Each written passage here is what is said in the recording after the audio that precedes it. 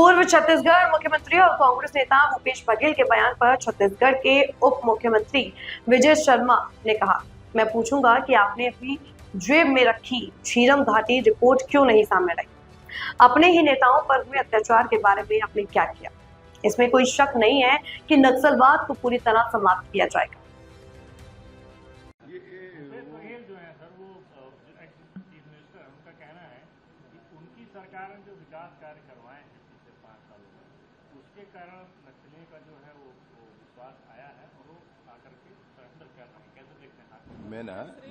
मैंने पहले भी जब बातें हुई तो यही कहा, सभी सरकारों ने काम किया है, इस विषय में मैं गलत नहीं कह रहा हूं। परंतु अगर इस तरह की बात जब होती है तो फिर विभिन्न बातों को करना पड़ जाता है।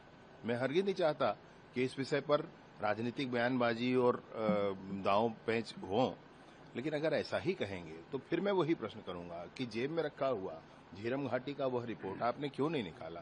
आपने ही नेताओं के, मैं तो उसको छत्तीसगढ़ का नेतृत्व कहता हूं, परंतु अपने ही नेताओं के साथ हुए उस जघन्यता के विषय में आपने क्या किया। क्यों ऐसा स्थिति रहा कि कुछ बात आगे बढ़ ही नहीं रही है। क्या ऐसा हो गया था भाई, क्या ऐसा हो गया था। आज अगर ये है तो आपने अच्छा किया भाई, कोई आपको तो कही नहीं रहा है क्या किया कहीं नहीं किया। अगर इस तरह से बात करेंगे तब कहना पड़ता है।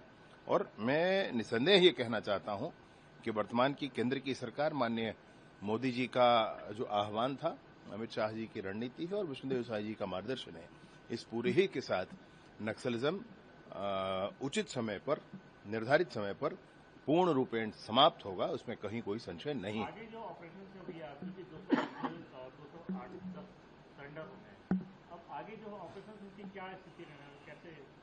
210 लोगों ने पुनर्वास किया है, नए जीवन का प्रारंभ किया है, उनका लाल कालीन बजा करके सरकार ने स्वागत किया है।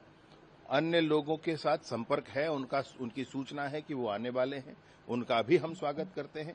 नया जीवन प्रारंभ करें, लेकिन उसके बाद बहुत स्पष्टता से यह भी कहना चाहते हैं कि तुरंत ही बारिश समाप्त हो चुका है, तुरंत ही ऑपरेशंस फिर से लॉन्च किए जाएंगे।